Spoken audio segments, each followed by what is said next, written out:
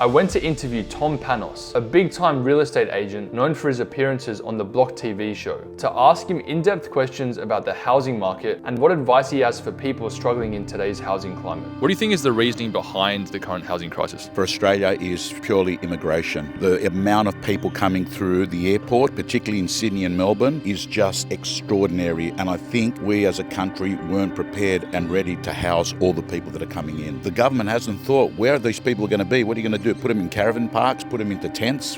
Yeah, so speaking of tents, we actually went to an area recently where there are a lot of people that have had to move into tents because they just simply can't find a place to live. What are your thoughts on that? That's appalling. That should never happen in a country like Australia. No person in Australia should be put in a position to actually have to live under a canvas with a piece of steel. That is unacceptable. That is a serious issue. Do you know right now there is public housing across Sydney that is empty? What role do you think governments have in ensuring affordable housing for people out there? You got to dangle a carrot to developers. The developers have walked away because the deal doesn't stack up. For a developer to make money, they need to buy land at a particular price, and because of all the building materials and inflation that's gone up, so they're just walking away. And if developers aren't building, there's no accommodation. If there's no accommodation, there is not enough for all the people that are coming through Australia. So I think a state government should dangle the carrot and bring developers back in there. And just final piece of advice out there for those watching that just simply can't find a place to live. The truth of the matter is, financially, if you can't afford a place to live, you've either got to look at the money that you're coming in or the money that's going out. That's a simple equation, right? There's a lot of granny flats going up in the back of houses. They're like a brand new unit. Listen, I feel for them, and I'm happy I'm not at that age.